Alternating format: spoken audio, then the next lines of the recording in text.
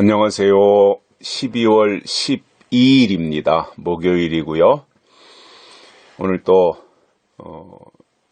멋진 하루 신바람나게 출발하시면 좋겠습니다. 오늘이 12.12 사태가 난 날이네요. 12월 12일. 제가 79년도 4월 3일 날 군대를 입대했어요. 저 백산보충대 춘천에 가서 3박 4일 있다가 이제 훈련소 배치받아가지고 강원도 홍천 11사단으로 가서 수색대에 배치를 받아가지고 근무를 했었고요. 그러다 이제 포병으로 갔는데 79년 4월 3일 날 입대했고 79년 그 해에 12.6 사태가 났어요. 박정희 대통령 서거하시는 12.6 사태가 났고 그 해 12월에 12.12 사태가 났어요. 아주 굉장히 우리나라가 이 혼란스럽고 한 그 시기에 제가 이제 군대 생활을 했어요. 오늘 12월 12일이라고 하는 이 날짜를 보니까 그때 한 40년 전 그 무렵의 생각이 떠오릅니다. 어느새 세월이 한 40여 년이라고 하는 시간이 훌쩍 지나가 버렸네요.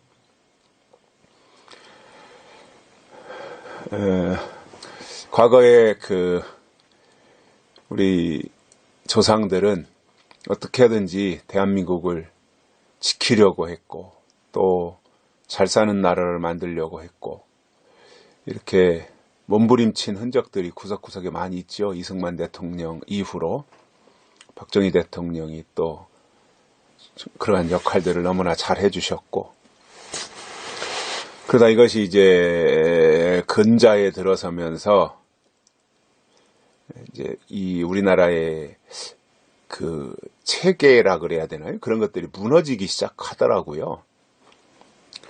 제가 언제부터인지는 정확하게 기억이 안 나는데 제가 고등학교 다닐 때는 교련을 했고 또 군대 생활 그리고 그 이후로도 주로 이제 우리나라 곳곳에 뭐 산에다도 써붙이고 뭐 수시로 현수막도 걸고 했던 것이 반공방첩으로 반공 교육을 어렸을 때 시키다가 그것이 반공에서 한 단계 더 올라가서 멸공이었어요. 멸공. 공산주의를 완전히 멸해버리자. 멸공. 그렇게 제가 10대, 20대를 그런 환경 속에서 컸고 또 그런 교육을 받으면서 자랐는데 어느 날부턴가 보니까 이 반공이나 멸공이 없어져 버린 거예요.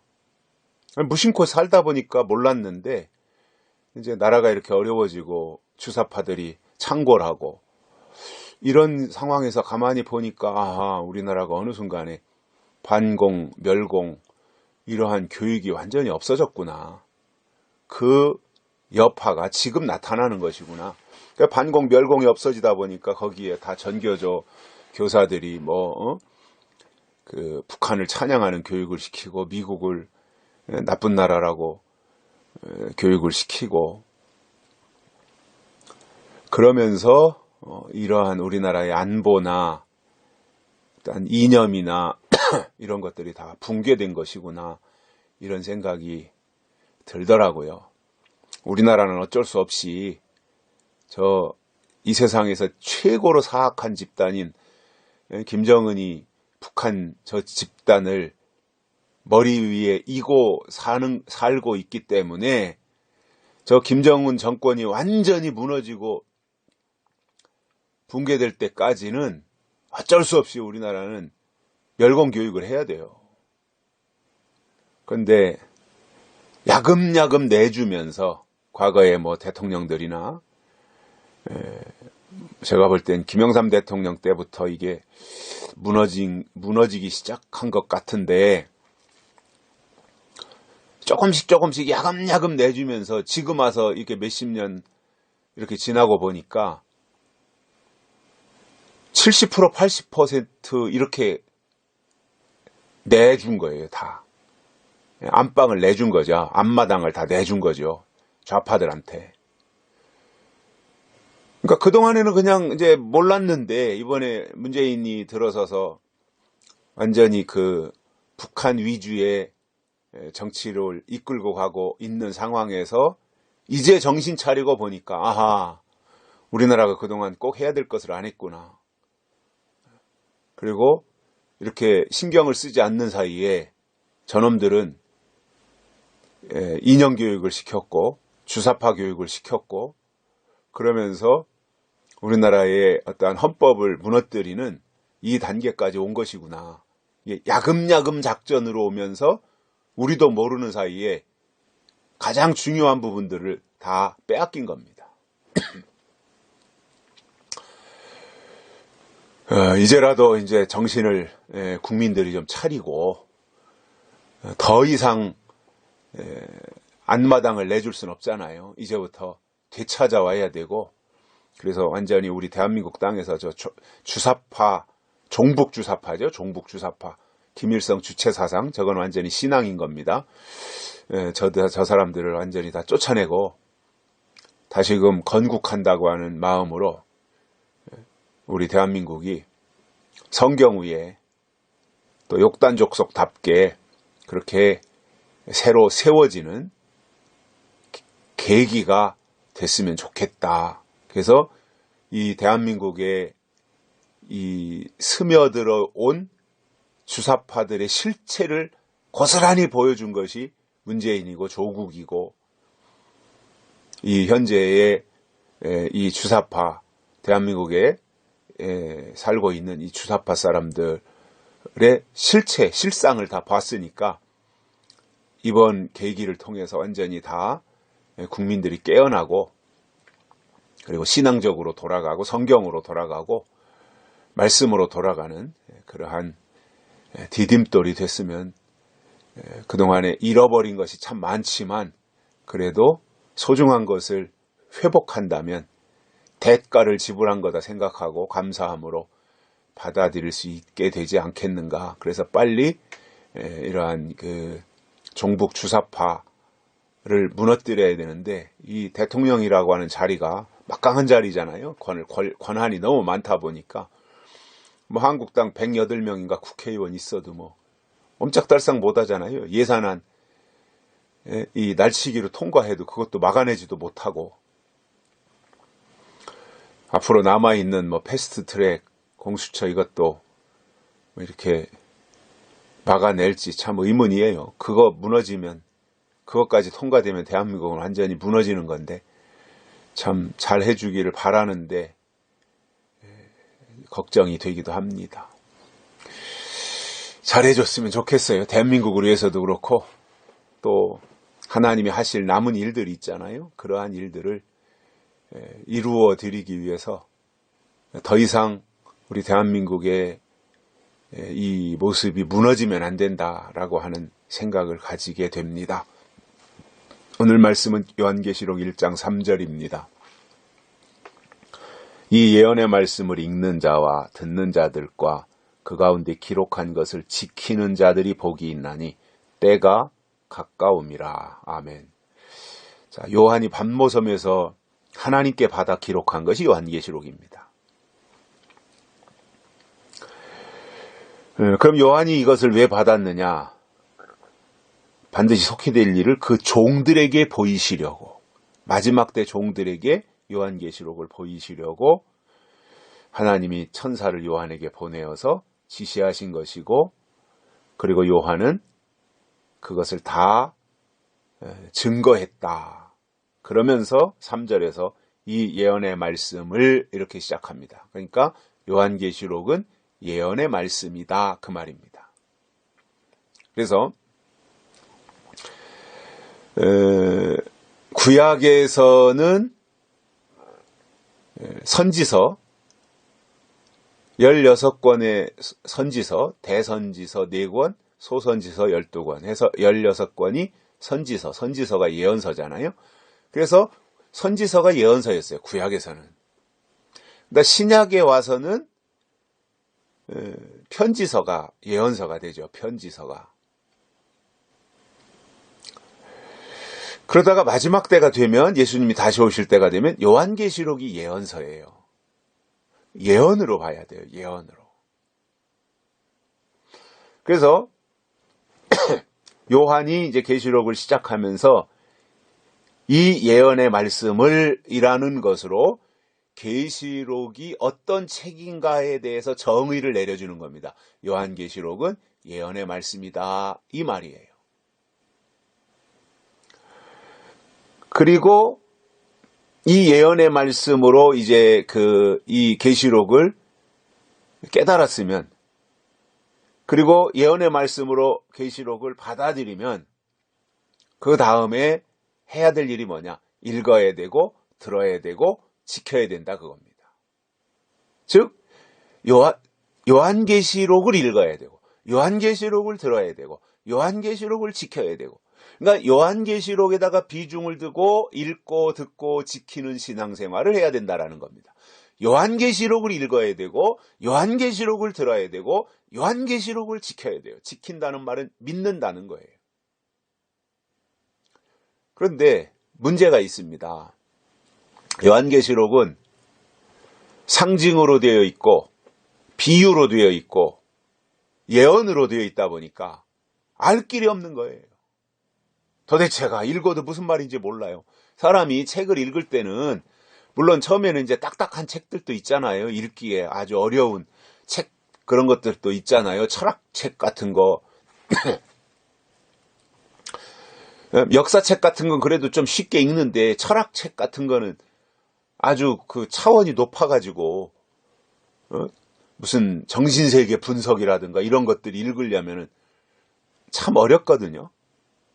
저도 대학 다닐 때는 그런 책들을 봐야 되는 건 줄 알고 폼 잡고 겨드랑이에다가 끼고 다니면서 읽어는 보는데 무슨 말인지 모르는 거예요. 뭐 짜르투스가 한 말이 뭐냐, 뭐 이런 것들. 그런데 이거 제가 관심이 그쪽이 아니어서 그런지 철학책이라든가 무슨 이 좀 약간 차원이 높은 그러한 책들에 대해서는 이해가 안 되니까 읽다가 포기하는 거죠. 무슨 말인지 모르겠으니까. 그냥 삼국지라든가 수호지라든가 아니면 2조 500년사라든가 이런 역사책, 아니면 세계사, 이런 것들은 또 읽으면 재밌어가지고 밤새우는지도 모르고, 역사소설 같은 거. 그런데 철학책 같은 건 어려워요. 요한계시록도 마찬가지예요. 계시록의 구성을 알고 읽으면 이해가 되는데 이 계시록의 구성을 알기가 쉽지가 않아요. 신앙생활 오래 했다 그래서 계시록이 어떻게 구성이 되어 있는지 이해하기가 쉽지 않아요. 그러다 보니까 읽기를 시도하다가 금세 중단하는 거예요. 그러니까 점점 계시록을 모르는 거예요. 신앙의 연조는 10년, 20년, 30년 쌓여가는데 계시록은 맨날 제자리 걸음이에요. 그럼 계시록을 모르면 어떤 문제가 생기는가? 신앙이 성장하지 않아요. 신앙이 성장하지 않으면 그 다음엔 어떤 문제가 생기는가? 다시 오시는 예수님을 알지 못해요. 다시 오시는 예수님을 알지 못하면 어떻게 되는가? 대환란을 못 이겨요. 대환란을 못 이기면 어떻게 되는가? 다시 오시는 예수님을 맞이할 수 없어요. 다시 오시는 예수님을 맞이하지 못하면 어떻게 되는가? 천년왕국에 들어가지 못해요. 이게 다 연결이 돼 있거든요. 그래서 마지막 때 복은 요한계시록에서 나옵니다. 저는 계시록만 있으면 되고 나머지는 다 없어도 된다. 계시록만 인정하고 나머지는 다 부정한다. 그게 아닙니다. 역사성이라고 하는 것을 저는 부인하면 안 된다고 확신하는 사람이에요. 그런데 과거의 것, 역사적인 것만 매달려 있을 것이 아니라는 거죠. 제가 하고 싶은 말은. 그거 역사적으로 주신 말씀들을 근거로, 토대로, 발판으로, 디딤돌로 삼고 거기에만 안주하면 안 되니까 한 걸음 더 신앙이 나아가서 예언의 말씀으로 보충해야 된다. 채워야 된다. 충전해야 된다. 그 주장을 하고 싶은 거예요. 그래서 예언의 말씀을 읽어야 됩니다. 계시록을 읽으셔야 됩니다. 이해가 안 돼도 읽으셔야 됩니다. 특히 이렇게 제가 한 번씩 계시록 저는 주기적으로 계시록을 이제 말씀을 전하게 되는데, 그 진리축제를 통해서 전하든 주일이든 아니면 이렇게 큐티를 통해서든 계시록을 한 번씩 이렇게 하고 또 다른 곳으로 가고 그러잖아요. 그때 계시록을 들으면서 계시록에 대해서 방향을 잡으셔야 돼요. 오늘 같은 경우도 마찬가지예요. 아, 예언의 말씀이 요한계시록이구나. 요한계시록이 예언의 말씀이구나. 그리고 마지막 때 복은 계시록에서 나오는구나. 그러니까 계시록의 말씀을 읽어야 되고 들어야 되고 그것으로 지켜야 된다. 믿어야 된다. 이것을 깨달으면 굉장한 것을 얻는 거예요. 근데 사실 이런 것은 잘 안 들어요. 어디서 뭐 복이 당장 하늘에서 떨어질 것 같은 그러한 설교는 들어도 뭐 이 예언의 말씀이다. 이런 건 사람들이 관심이 없어요. 잘 안 들으려고 그래요. 들을 줄도 모르고요. 그러나 마지막 때 하나님이 쓰시려고 택하신 사람들의 증거가 뭐냐? 계시록이 궁금하고 계시록이 들리고 계시록이 보이는 거예요. 이게 하나님이 택한 증거입니다. 마지막 때 쓰시려고. 그것도 무슨 뭐 시한부정말론들이 말하는 계시록이나 이단들이 말하는 계시록이 들리고 보이는 것이 아니라 그거는 잘못 가는 거니까 정말 성경적인 요한계시록 이것이 보이고 또 그 말씀이 들릴 때 무릎을 딱 치면서 아, 이게 마지막 나타내시려고 예비하신 하나님의 뜻이구나. 이러한 것들이 보이면 그는 하나님이 쓰시려고 택한 증거라는 겁니다. 그러한 증거를 가지고 있어야 돼요, 우리가. 그래서 그런 증거를 가진 사람은 계시록이 예언의 말씀으로 오고 그 예언의 말씀으로 오면 그것을 읽게 되어 있습니다. 뿐만 아니라 들으려고 합니다. 기회가 되면 들으려고 그래요. 계시록을. 그게 무슨 말이에요? 계시록에 대해서 마음이 열리고 생각이 열렸고 귀가 열렸다라는 증거가 되는 거예요. 성경이 열려야 됩니다. 특히 요한계시록이 열려야 됩니다. 이게 마지막 때 하나님의 복입니다. 하나님은 마지막 때 쓰시려고 택한 사람들에게 먼저 요한계시록을 예언의 말씀으로 약속의 말씀으로 열어주십니다. 그러면 그 사람은 하나님 앞에 반드시 쓰임받는 거예요. 말씀을 주시고 쓰시고 말씀이 있어야 쓰시지 말씀이 없는데 어떻게 쓰세요, 하나님이. 말이 안 되는 거예요.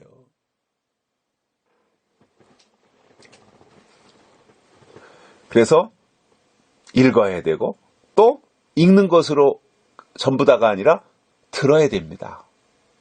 신기한 게 이거예요, 저는. 계시록은 계속해서 듣는 것을 지속하면 영적인 상태가 유지됩니다. 계시록의 상태가 유지됩니다.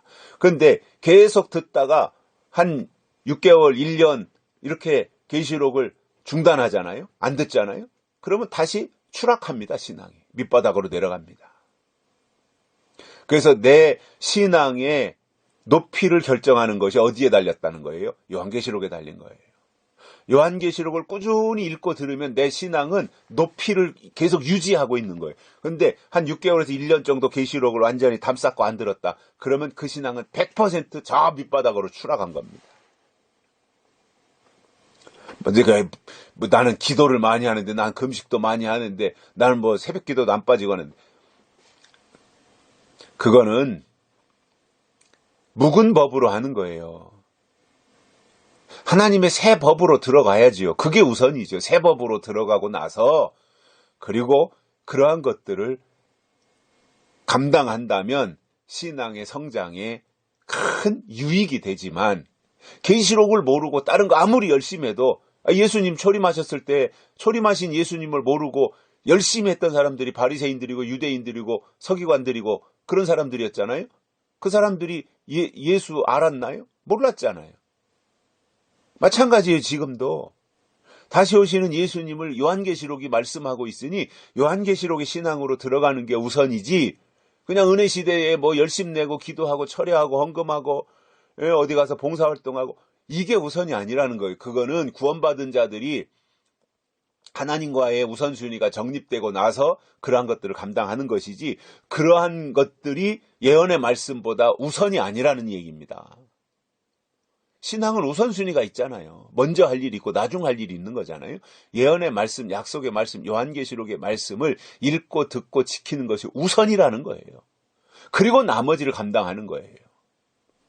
그러나 이 우선순위가 없어가지고 먼저 해야 될 예언의 말씀에 대해서는 전혀 관심도 생각도 없고 그냥 열심만 낸다. 그거는 의미가 없다는 거죠.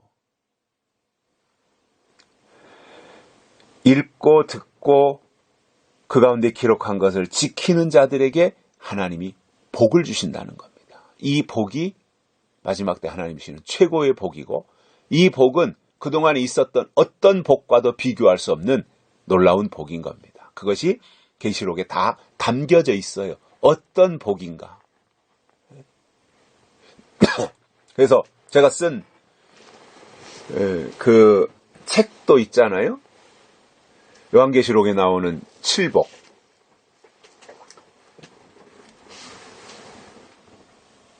요한계시록에 나오는 7복. 그 요한계시록에 나오는 7가지의 복, 계시록에 나오는 7가지의 복이 무엇인가? 그러니까 마지막 때 복이 계시록의 7가지 형태로 담겨져 있더라는 거예요. 그것을 발견하고 그 복을 사모하고 그 복을 받기를 이렇게 간절히 기다리면서 거기에 말씀의 방향, 신앙의 방향을 두고 가면 어느 날 하나님이 약속한 7가지의 계시록에 있는 복을 그에게 담아주시면 복의 사람이 되고 그야말로 아브라함에게 말씀하신 복의 근원이 되는 거잖아요. 이게 진짜 백이거든요. 가짜에게 속고 가짜에게 마음 뺏기지 말고 성경이 말씀하는, 특히 계시록이 말씀하는 진짜 하나님이 주시는 복이 무엇인가를 발견하면 다른 것과는 비교가 되지 않는 겁니다. 그것을 우리가 사모하고 갈급해하면서 달려가며 그 믿음을 지키자라고 하는 것을 제가 오늘의 말씀으로 드리면서 오늘 여기까지 하겠습니다. 날씨가 추워지는데 관리 잘 하시고요. 건강하고 또 기쁘고 즐거운 마음으로 오늘 하루도 승리하시기를 바랍니다. 여기까지 하겠습니다. 감사합니다.